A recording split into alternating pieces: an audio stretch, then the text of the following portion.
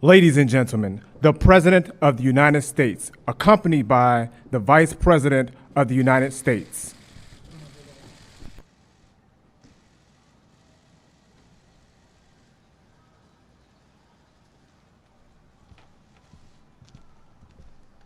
Thank you very much. Thank you.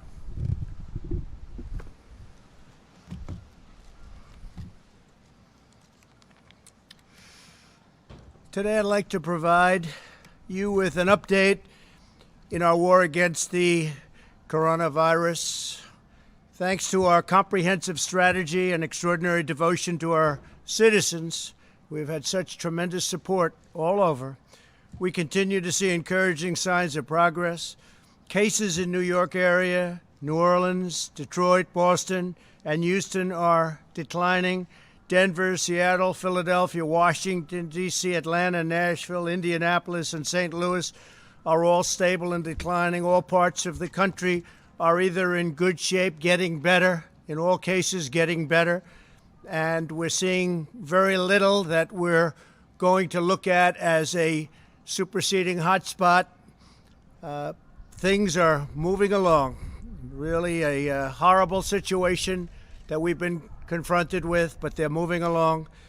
As we express our gratitude for these hard-fought gains, however, we continue to mourn with thousands of families across the country whose loved ones have been stolen from us by the invisible enemy. We grieve by their side as one family, this great American family, and we do grieve. We also stand in solidarity with the thousands of Americans who are ill and waging a brave fight against the virus. We're doing everything in our power to heal the sick and to gradually reopen our nation and to safely get our people back to work. They want to get back to work, and they want to get back to work soon. There's a hunger for getting our country back, and it's happening faster than people would think. Ensuring the health of our economy is vital to ensuring the health of our nation. These goals work in tandem. They work side by side. It's clear that our aggressive strategy to slow the spread has been working and is saving countless lives. For those who are infected, we've taken unprecedented action to ensure they have the highest level of care anywhere in the world. The federal government has built more than 11,000 extra beds, shipped or delivered hundreds of millions of pieces of personal protective equipment, as you know. In fact, some of the people here are going to be talking about it, some of our greatest executives, some of the greatest anywhere in the world, and distributed over 10,000 ventilators. And we now have, in a very short period of time, many have been delivered and hundreds of thousands are being built. And frankly, every governor has more ventilators right now than they know what to do with. They're actually shipping them to different locations, and we're shipping some to our allies and others throughout the world because we have ventilators. Like the job that they've done in getting this very complex piece of equipment built is actually incredible.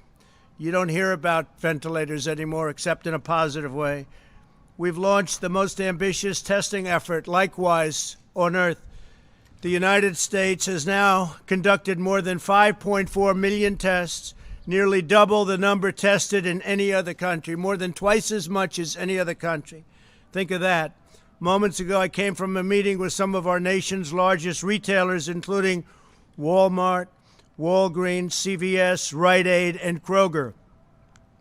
We're joined by the leaders of those great companies, and we also have with us the leaders from the world's top medical diagnostics companies and suppliers, Thermo Fisher, LabCorp, Quest, U.S. Cotton, and the American Clinical Laboratory Association. These are great companies. These private sector leaders, along with others such as Roche, Abbott, Becton Dickinson, Hologic, and Cepheid, have been exceptional partners in an unprecedented drive to expand the state's capabilities and our country's capabilities. The job they've done has been incredible.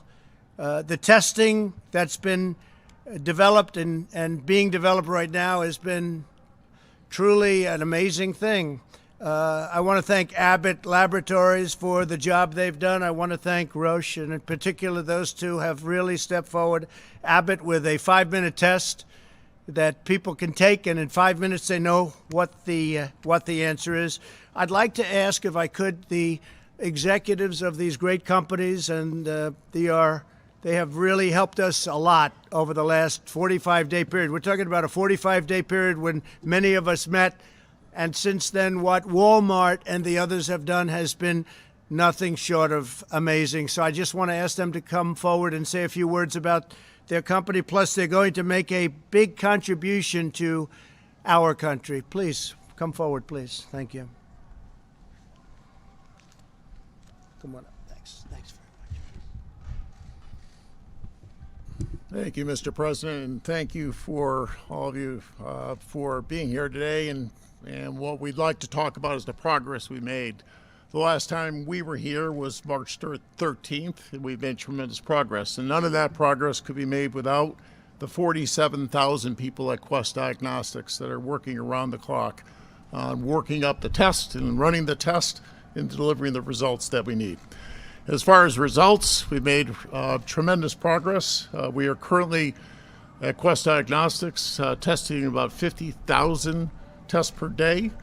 We've been pushed by the task force to bring up that number. By the end of May, we'll have 100,000 tests per day, about 3 million tests, and these are the molecular tests that we do today. We've also brought up serological testing. We started that this past week, and by the end of May, we'll be close to 250,000 a day, about 7,000 a month. So you put those two numbers together, it's about 10 million tests by the end of May that we'll be doing at Quest Diagnostics. We're doing that also in a quicker way. Turnaround times were somewhat of an issue at the early days. We've reduced that to 1 to 2 days. Our turnaround time for people in beds, hospital beds, is less than 24 hours. And we're doing that in the same way we've done it with the FDA and with CLIA, delivering the quality that you all expect. And convenience will improve as well with convenient solutions that will be able to swab individuals more easily and also deliver to consumer, the ability to have consumers choose a test online with a telehealth provider. So with that, I'd like to offer my colleague the podium as well.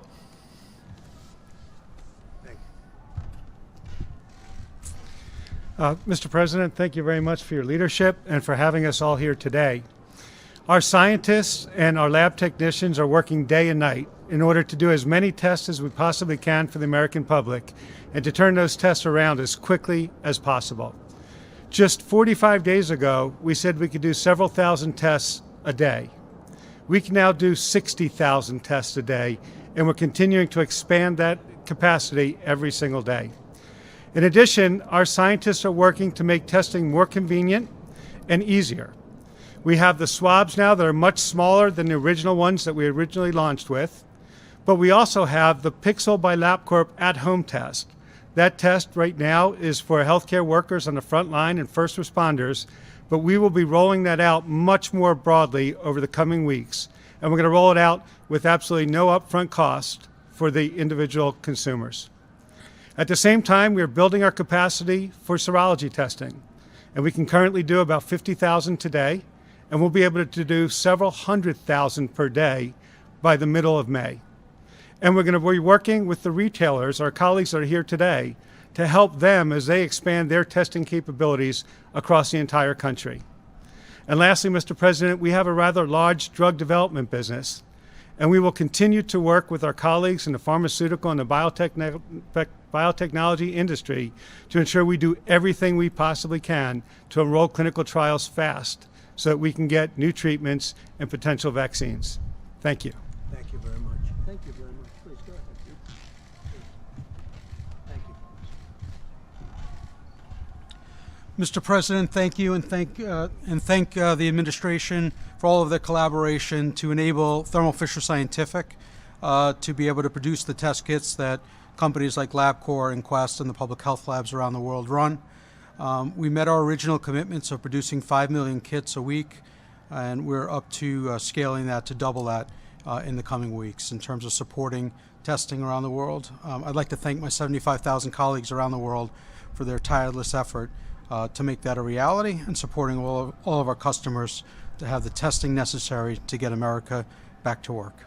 Thank you very much. Great job. Thank you.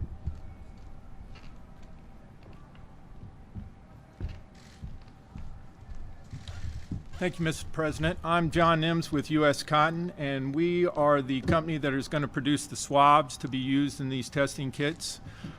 We have about 1,200 people in our company, and in our Cleveland operation, they have pivoted from, as you've said, the Q-tip style swab to a swab that's going to have a plastic stick with a polyester tip so that they can be assembled into these kits. Our Cleveland team has done a wonderful job with this, and they're very excited to be able to help in this effort. So thank you, Mr. President. Thank you very much. Great job.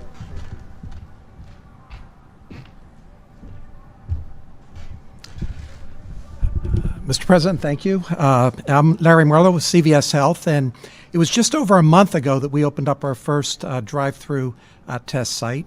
And since that time, we have opened large-scale testing facilities across 5 states in partnership with the administration and working with the governors of Rhode Island, Massachusetts, Connecticut, Georgia, and Michigan.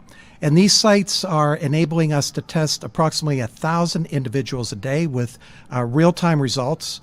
We now have a capacity to test about 35,000 individuals each week. And this afternoon, we announced plans to expand that capacity even further. Beginning in May, we will install testing capabilities in up to 1,000 CVS pharmacies. We'll be using our drive-thrus and our parking lots with swab testing. So again, you'll see that coming online in May. And we also recognize the fact that the virus is disproportionately affecting our minority communities. So we're working in partnership with organizations like the National Medical Association to bring testing and care into the traditionally underserved communities. We're also beginning to implement mobile capabilities with which to do that.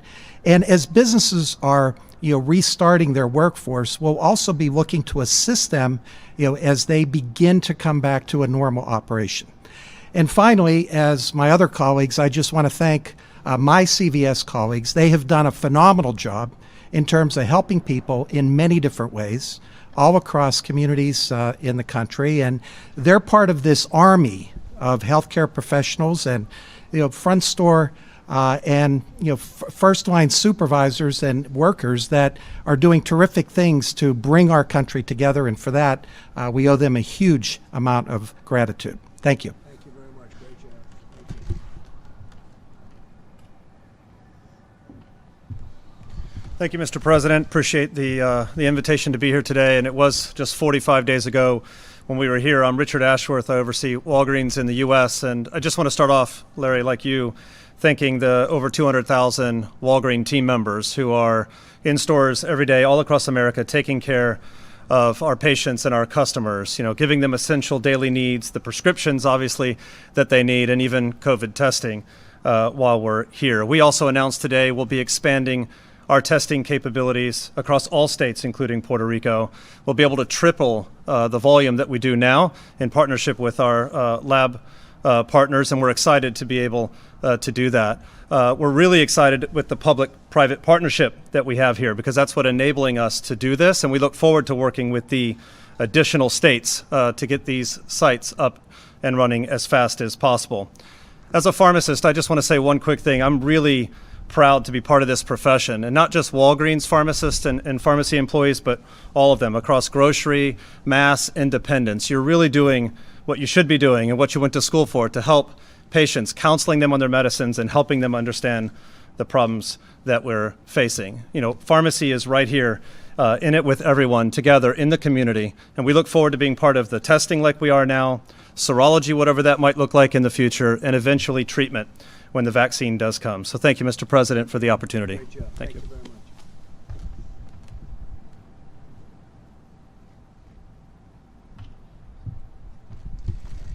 Thank you, Mr. President. Thank you, Mr. Vice President. We appreciate all you're doing to get America back to work and doing it safely. I represent Kroger, and my name is Rodney McMullen. And I am so proud of our nearly 500,000 associates that are doing everything every day to keep customers safe and our associates safe. And one of the things that we were able to do is provide the basic practices we're doing. We call it Blueprint. And it's the things that all of us can learn from on how to get America back working. We also announced earlier today continuing to accelerate our practice on testing. We are actively engaged in 6 states. In the next couple of weeks, we'll take that to 12 states. And the number of tests that we do continues to grow faster than that. Together, we will win. Together, we will solve this problem and move on. America is always great. Thank you again. Thank you very much.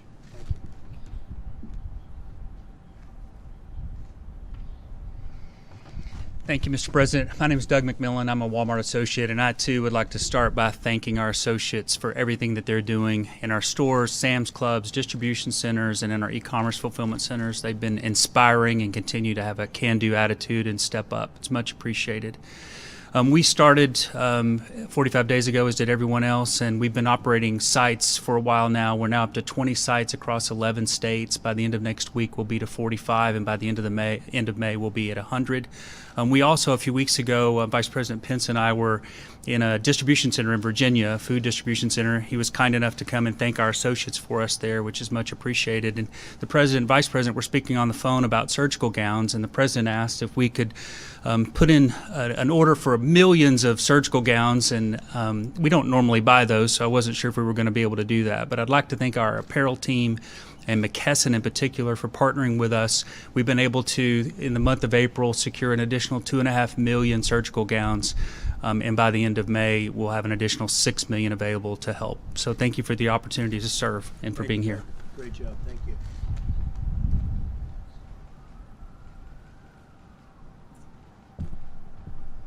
Thank you, Mr. President, and thanks to the team for getting this great operation up and running for the benefit of the country. I'm Hayward Donegan with Rite Aid, and we are currently operating 40% of the current test sites in 25 locations across 8 states. And I had the opportunity, as I was driving up, to stop at our Richmond location and see the testing in action and thank the associates, whether it be security or pharmacy, front end, everybody who's helping with this great effort, and all of the customers that appreciate this so much. It was really amazing to see. And I want to thank my 50,000 associates also for keeping these retail locations up and running during these really, really tough times. It's been quite amazing. And we, too, are going to expand our testing, and we're doing about 1,500 a day. Thanks. Thank you very much. So thank you all very much. It's incredible what we've done together over a short period of time. I want to thank our Vice President for the task force and the work. Every day it gets better, and we had a fantastic call with the governors today. And I would say that they are as thrilled as they can be, considering that the fact is that there has been so much unnecessary death in this country. It could have been stopped, and it could have been stopped short, but somebody a long time ago, it seems, decided not to do it that way, and the whole world is suffering because of it, 184 countries at least. But I want to thank all of these great business men and women for the job they've done. They've been fantastic with us, working with us. And as you know, for several weeks, my administration has encouraged the governors to leverage unused testing capacity in states. Very few understood that we have tremendous capacity. Then 1 week ago, we provided each governor with a list of names, addresses, and phone numbers of the labs where they could find additional testing capacity in their states. Within 48 hours, the number of tests performed across the country began to absolutely skyrocket. On Saturday alone, more than 200,000 test results were reported, which is a gigantic number, bigger than any country anywhere in the world for a much longer period of time. A number that is an increase earlier in the month when we tested roughly less than 100,000 a day. So we much more than doubled it, and that will be doubling again very shortly. We are continuing to rapidly expand our capacity and confident that we have enough testing to begin reopening and the reopening process. We want to get our country open, and the testing is not going to be a problem at all. In fact, it's going to be one of the great assets that we have. Today, we're releasing additional guidance on testing to inform the states as they develop their plans for a phased and very safe reopening. Our blueprint describes how states should unlock their full capacity, expand the number of testing platforms, establish monitoring systems to detect local outbreaks, and conduct contact tracing. We have it all.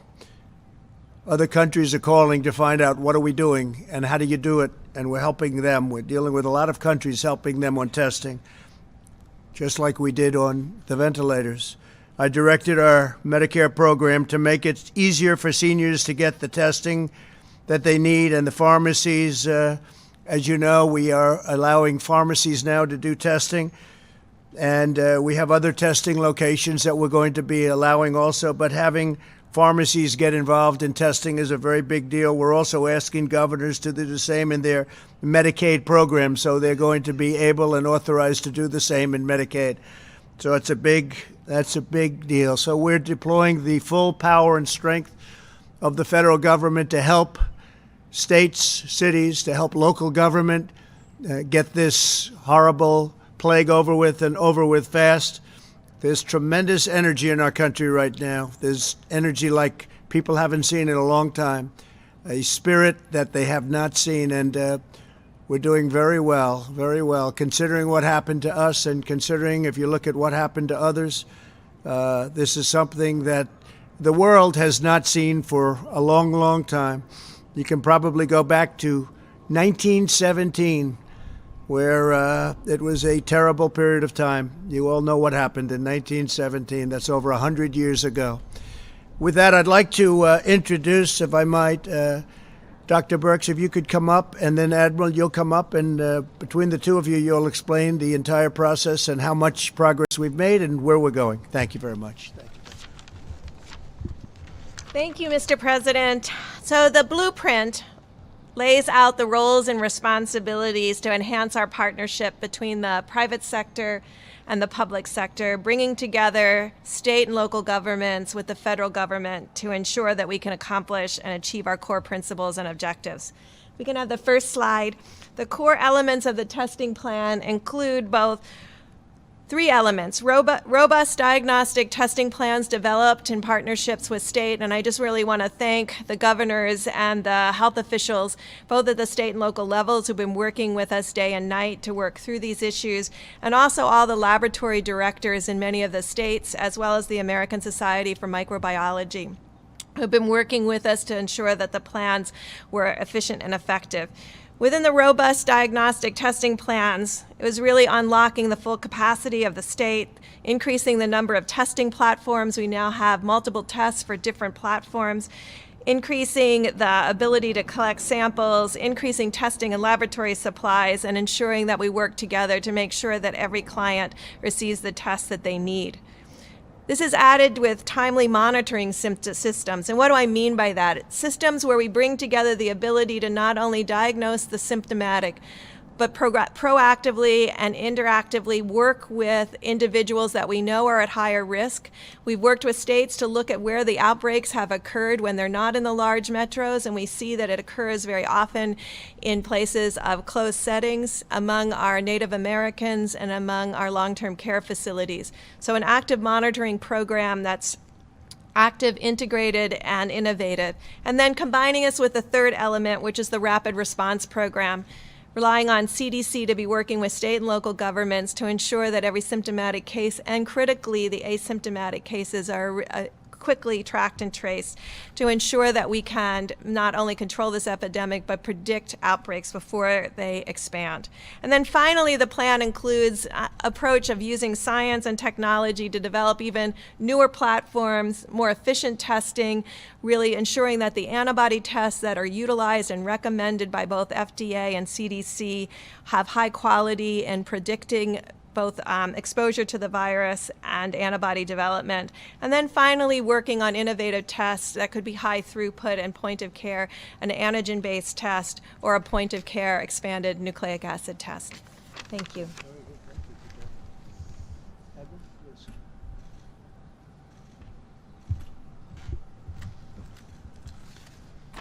Thank you, Mr. President, and thank you, Ambassador Birx.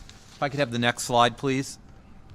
I want to spend just a couple minutes about going over where we've been, but more importantly, where we're going. I think we all can understand how we can group this into 3 distinct phases. First is our launch phase, when we were really engaging the emerging epidemic and the types of things we need to do. For example, mobilize the private sector to develop, test, and have EUAs. And I think you know over the past 2 months, the FDA has issued 67 emergency use authorizations, which is far outpacing anything that has been done or could ever been imagined. Galvanizing the research community in the commercial labs. The reason why we're here with ACLA Labs having done about 3 million tests is because of that day when it was galvanized by the President and the Vice President. We also set models in the community.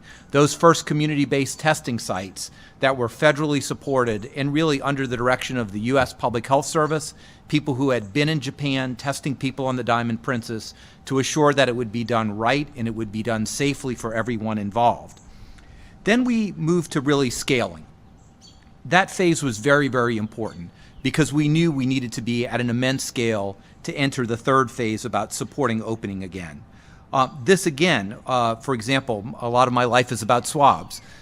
It was enhancing the production capability of a small company in Maine called Purge that you'll hear a whole lot more about, that is sort of the swab provider for the country, but also because of the FDA actions and the actions of scientific community being able to broaden the types to spun polyester. So U.S. Cotton can now come in and start delivering within the next couple of weeks 3 million swabs per week of a different type. It also did things like expanding the community-based testing sites. Whereas we started small with the commercial partners, you see today, right now, we have 73 of this 2.0 sites going to 110. And very importantly, this demonstrated the model. And 68% of those sites are in communities of moderate or high social vulnerability, and 22% are in the highest social vulnerability communities, so that we can make sure the testing gets where it needs to be. You've just heard that that could be expanded to thousands of sites. And finally, stage 3, which is very exciting, coordinating with governors to support testing plans and rapid response programs. Over the past week, a multidisciplinary team from the White House, HHS, FDA, FEMA, has met virtually with multidisciplinary teams from every state, Puerto Rico and the District of Columbia, to understand what their testing aspirations are and to make sure that we can meet those demands. We're going to have another round of those calls this week, but as we talked about earlier today, we will be able to supply every state with the supplies and the tests that they need that will dramatically increase the number of tests we've done to this point. And just to give you an idea, the supplies that we will be providing to states, the minimum that we're supplying to states is approximately double in that month than the Republic of Korea has performed in the 4 months to now accumulated, to give you an idea of the amount of testing that we're going to be doing. So I'm very excited right now as we complete this ecosystem with the large reference labs, the LabCorp and Quest providing the very high throughput, large-scale testing, the galvanizing of the hospitals and academic labs that Dr. Birx has done by a machine-to-machine understanding and promoting that with the governors, and of course using point-of-care testing when and where that's very important to stop outbreaks or in remote areas like in the Indian Health Service or in Alaska. Thank you, Mr. President. Thank you very much. Thank you. Great job. Okay, so with that, we're here to answer some questions. And Mike is up here also, so we'll answer. Steve, please go ahead. Grapple with when and how to open their states. What's the best advice from you on what they should do? How quickly? Well, we want them to do it. We recommend that they do it as quickly as possible, but safely. We want everyone to be safe. And I think you're seeing that. You're seeing a lot of governors get out and they want to open it up. Many are thinking about their school system. Not a long way to go in the school system right now for this season, for this year. But I think you'll see a lot of schools open up, even if it's for a very short period of time. I think it would be a good thing. Because as you see, in terms of what this vicious virus goes after, young people seem to do very well. Young people seem to do very well. So I know that there are some governors that aren't necessarily ready to open up their states, but they may be ready to open up their school systems. We'll see, but that's their choice. But the word is safety, okay? Rapid, but safety. Yeah, please. Go ahead, please. Thank you, Mr. President. I have a question for you regarding one of the members of your coronavirus task force, and that's Secretary of HHS Alex Azar. Yeah. On January the 28th, he was in the briefing room, and in the briefing room, he told reporters that for the individual American, the virus should not be an impact on their day-to-day life. 3 months later, more than 55,000 of our fellow Americans have now lost their lives. Mr. President, why is he still your top health advisor? Why is he still serving as the HHS secretary? Well, I think it's a very unfair question because you have many great professionals. Some of them you have great respect for, and you have many people in the other party. You mentioned Alex Azar, but you have many people in the other party that have said the same thing and with even more confidence.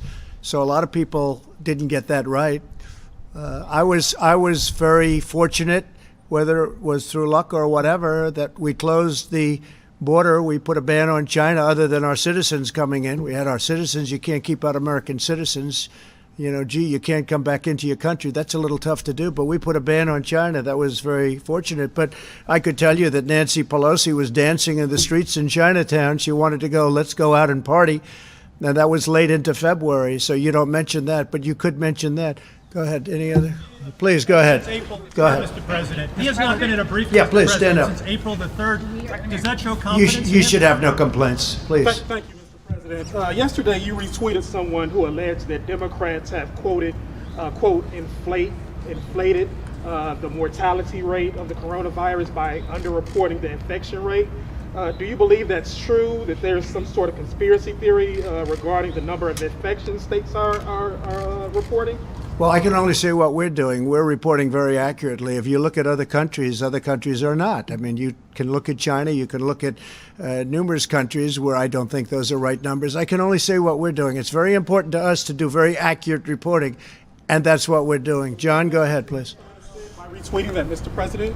Thank you, please. Mr. President, I wanted to ask you about the payment protection plan, the CCP plan to help small businesses. Yeah. There have been a lot of concerns today with the website just not working. In fact, we heard from the American Bankers Association saying that they are deeply frustrated and that until it's fixed, American banks will not be able to help struggling small businesses. Do you know? Well, I just came out and I hadn't heard. I heard there was a glitch. We'll find out whether or not that's so. Certainly, it did work out very well for the original amount of money. This is the second amount, and I'll find out about that. We're relying on the banks to go out and do an accurate job. Yeah, please, in the back. All the companies that get aid, Mr. President. Well, I wouldn't mind doing that. I don't know what the legal status of something like that. I would like to do that, as far as I'm concerned. I'm not involved in that process, but I would certainly like to have it listed. I'd have to find out if there's a legal problem, but if there isn't, I would do it gladly. Please. Thank you, Mr. President. Charlie Spearing, Breitbart News. And a majority of polls show that Americans blame China for the spread of the coronavirus, and yet they're taking advantage of the crisis to make the world more dependent on their supply chains. How do you hold China accountable, and how do you keep our country?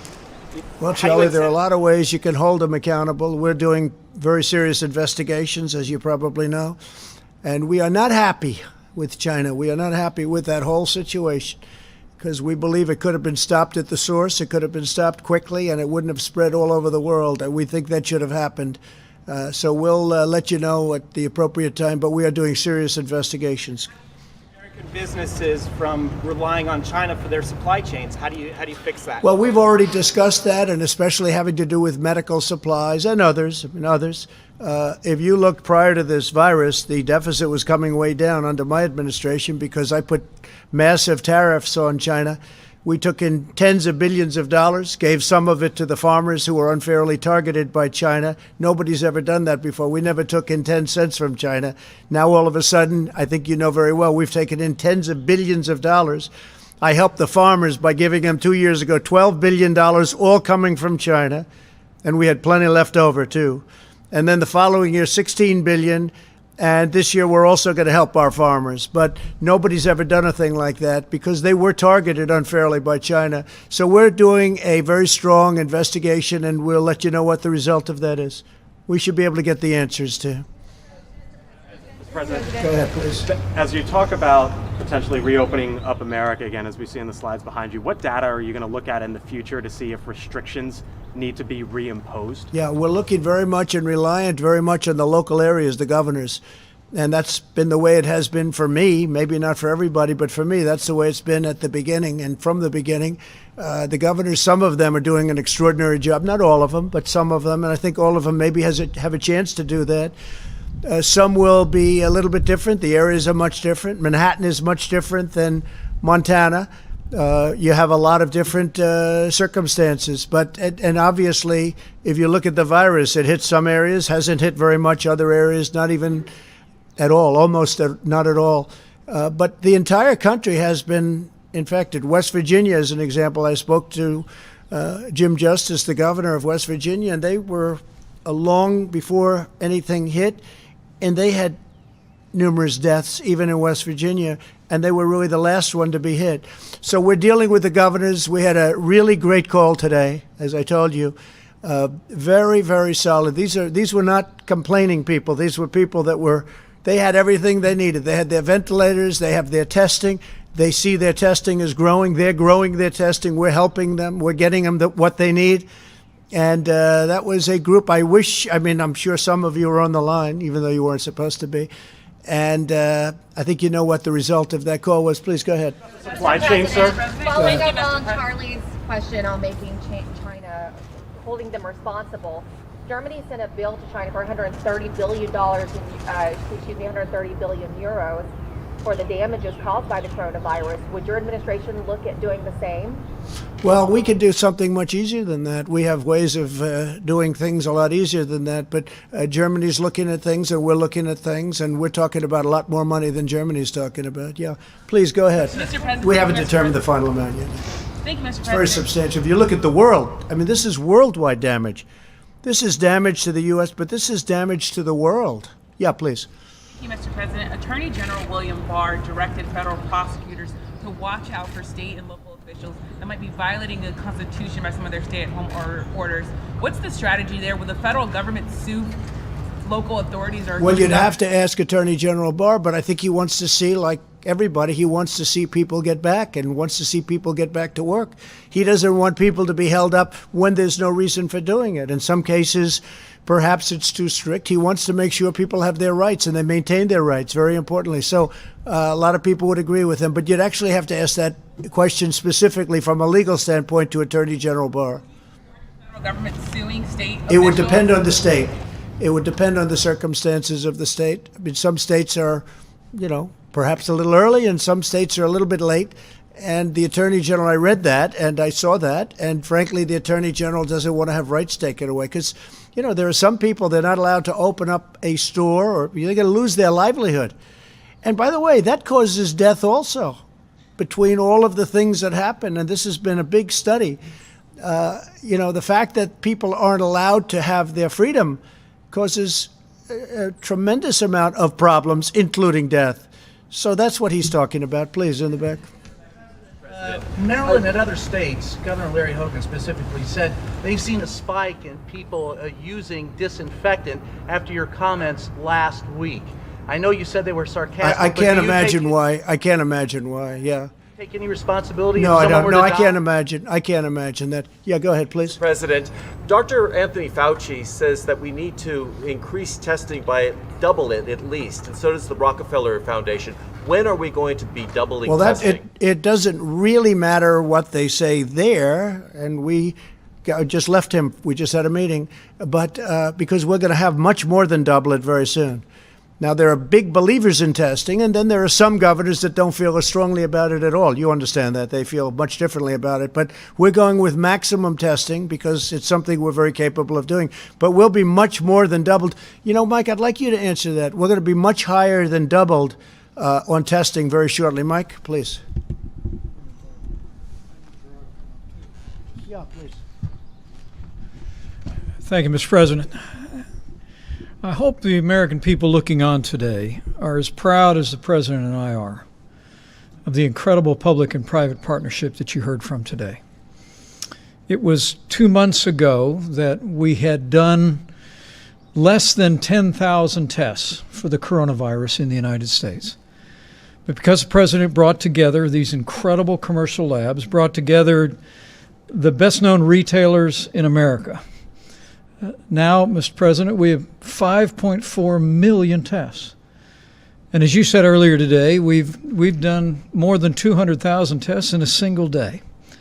As we met with governors today, I sense the enthusiasm among governors for the way that testing is scaling all across the country. And we assured them on the call today that we're going to continue to directly partner with them to make sure that all of the resources you heard about today continue to be expanded. But I want to ask Admiral Giroir, who is literally working day in and day out with the governors, to describe some of the numbers for exactly where we will be. We're north of 5 million tests done now. It is remarkable to think of the pace of acceleration. But Admiral, maybe you could speak about exactly when we will reach the point that some of the experts say that they think we need to be at, whether that be 300,000 tests a day or 500,000 tests a day. But what's remarkable to me as a layperson, Mr. President, is because of this partnership you've forged, we're almost there, and we'll be there very, very soon for the American people. But everyone who is as anxious to see America reopen as this president and our entire administration are should know that the three-phased approach that the president outlined 10 days ago, we believe, and I believe increasingly governors understand around America, that we have a sufficient amount of testing today for every state that qualifies to enter phase one to begin to reopen their economies. But Mr. President, with your permission, I'll just ask Admiral Giroir to give some specific numbers about how quick, for all that we've done, how much more quickly you'll see an expansion of testing because of the partnership that you witnessed again here today. Thank you, Mr. President, Mr. Vice President. The number of tests that need to be done depends on the state level. You understand that places where there's high virus circulating will need many, many more tests. Places that do not have high virus circulating may need less tests. But let's just assume Dr. Fauci was talking about a 4 million per month number, which was sort of a week ago where we are. So we will, according to the governor's plans for next month, we will easily double that 4 million number. We will have over 20 million swabs that we're going to send out. We will have over 15 million tubes of media. We have all the tests matched, machine to machine, in a focused area. We've gone state by state and understand that. And this is not even including what you just heard, the 5 million per month tests by LabCorp and Quest, or the point of care test by Abbott, or all the other tests that are out there. So in May, we are going to be doing more testing in this country. And people talk about South Korea a lot. The states with the least amount of testing will double the overall cumulative number per capita that South Korea has done in 4 months, to give you that understanding. Go ahead, John. Sure, this sounds incredibly promising. Walgreens, CVS with the drive-through tests, the diagnostics agencies. But we sat here in the Rose Garden back on March 13, and these companies were here, some other companies were here. By my count, only 69 drive-through test sites have been set up by the companies that were here. I'm wondering if you, and of course, Mr. Vice President, back in early March, you said we'd be at 4 million tests by the following week. We're just now got there in the last few days. So what have you learned about what went wrong, a month and a half, or over the last month and a half or 2 months, and what's going to go right now? What lessons have you learned from the mistakes over the last, month and a half or so? John, I appreciate the question, but it represents a misunderstanding on your part, and frankly, a lot of people in the public's part about the difference between having a test versus the ability to actually process the test. I mean, the truth was, when the president tapped me to lead the White House Coronavirus Task Force 2 months ago, we saw the production of lots of test kits going into the marketplace. But as the president has said many times, what he understood early on was the old system would never be able to process the tests at the massive volume that we would need in the midst of an epidemic. And that's why the president brought together these extraordinary commercial labs that you've heard from today, literally sat them down in the Roosevelt Room and said, we need you to turn all of your energies loose on doing the kind of high-speed testing that would be necessary for us to reach the numbers we're at today. And so there was no disconnect at all. There were lots of test kits out there, Admiral, and frankly, there still are today. There are literally millions of tests that could be run in the old-style, slow laboratory that are still conducting tests today, whether it be at the CDC or at state laboratories.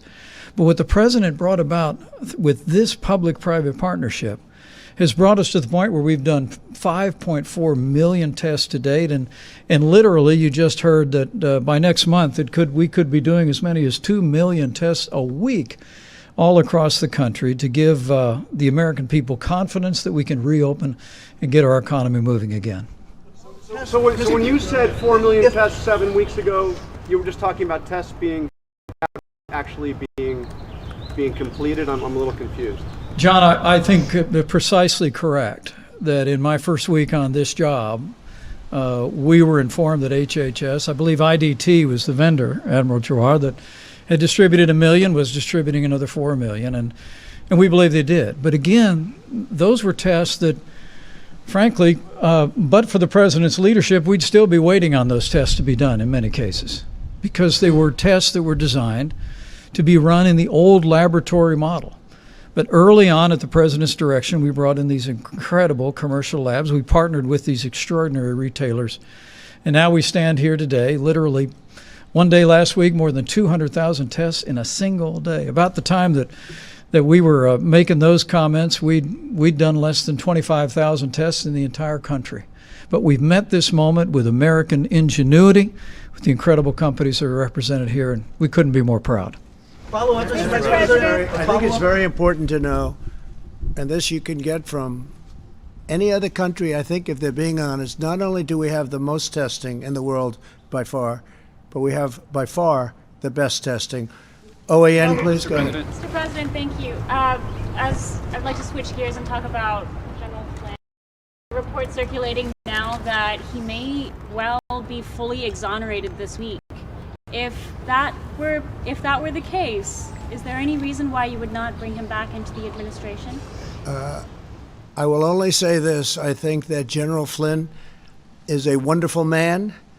He had a wonderful career, and it was a disgrace what happened to General Flynn. Let's see what happens now. But what happened to General Flynn should never happen again in our country. What happened to other people should never happen again in our country. What happened to your President of the United States should never again be allowed to happen. Mr. President. Go ahead, please. Mr. President, thank you. Today, one of your top economic advisors, Kevin Hassett, he said that the U.S. is likely to experience a 20 to 30% decline in the GDP in the second quarter, the worst since the Great Depression. Do you agree with that assessment? I don't know, but I can tell you the third and the fourth quarter in particular are going to be, I think, spectacular. We were talking about it with the executives. I think we're going to have a phenomenal third quarter. Nobody, except one country can be held accountable for what happened. Nobody's blaming anybody here. We're looking at a group of people that should have stopped it at the source.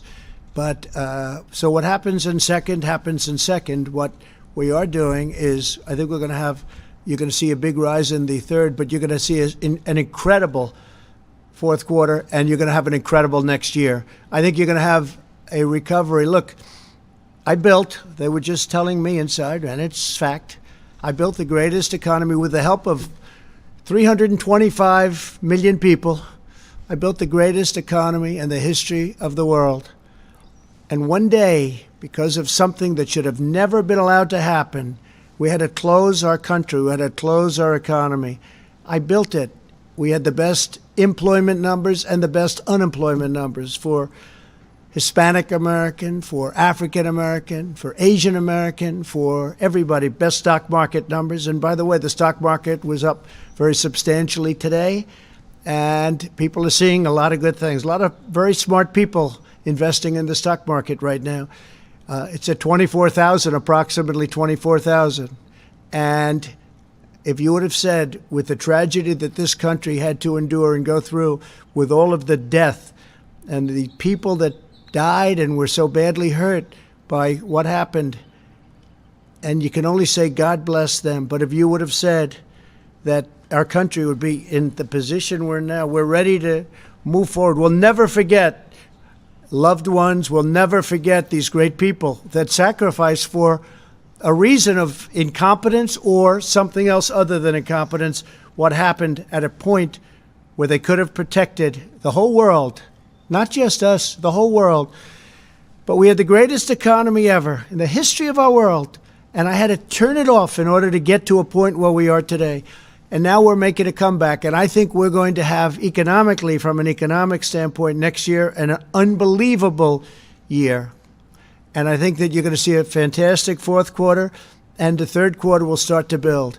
But the second quarter, obviously, you're going to have GDP lack of growth. I'm looking at the head of Walmart. What a job Walmart's done in going through something. I mean, they were doing yeoman's work, including getting us millions of really very, very protective outfits. And I mean, the job that Doug and Walmart did was incredible. Millions of outfits, and those are high quality. I've seen them. Those are high quality. That's what we need. So people have stepped up to the plate. I think we're going to have a really good, I think it's going to start building. I think it's going to build fast. I think it'll be a tremendous, tremendous comeback. And, you know, so I say, I built the greatest economy with all of the people that helped me and all of the people in this country. We built the greatest economy the world has ever seen, and we're going to do it again. And it's not going to be that long. Okay. Yes, please, go ahead. Mr. President, opening up the country, how long will you keep up the travel restrictions for Europe? Well, we're looking at that, and it depends on how long it's taking Europe to heal. Italy is starting to make a comeback. I'm very happy to see that with my friend, the Prime Minister. It's tragic what went on in Italy and Spain and France and Germany, frankly, and every country over there. It's tragic. But we'll be looking at what's happening in Europe, and certainly we want to do that, and they want to do it too. They want to do it very badly. Yeah? Do you have any update on Kim Jong-un's health? Have you gotten any update on Kim Jong-un's health? Has he responded to your letter from March? On Kim Jong-un?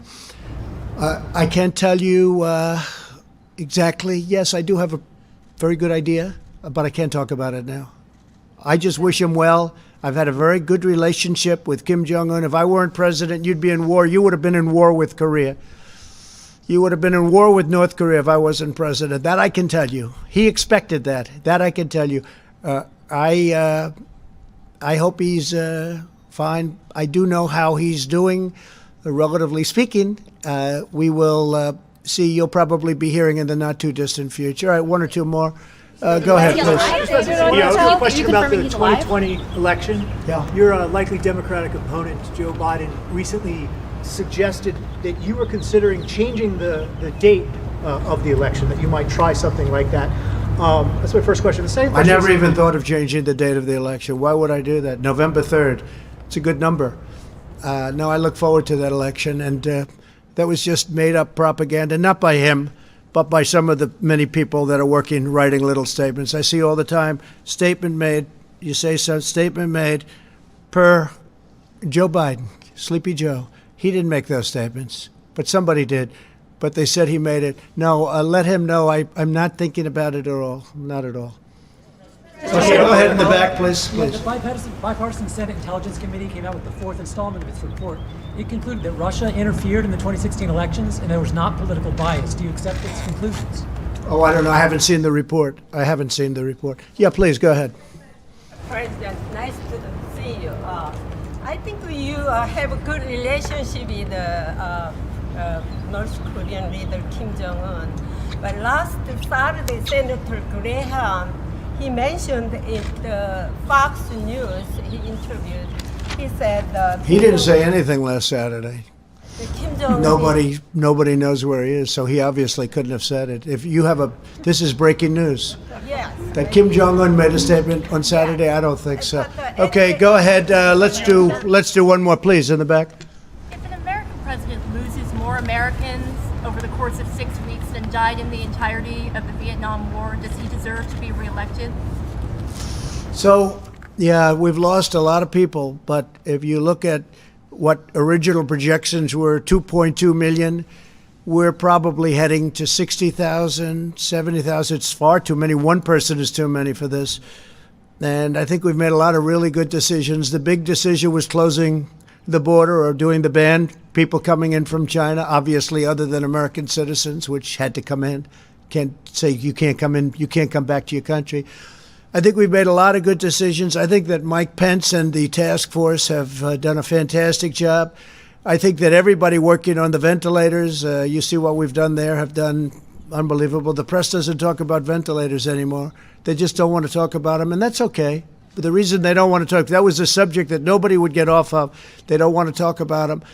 We're in the same position on testing. We are lapping the world on testing, and the world is coming to us. As I said, they're coming to us saying, what are you doing? How do you do it? And we're helping them. So, no, I think we've done a great job. And one person, I will say this, one person is too many. Thank you all very much. Thank you. Thank you. Why did Maryland have to go to South Korea to get 500,000 tests?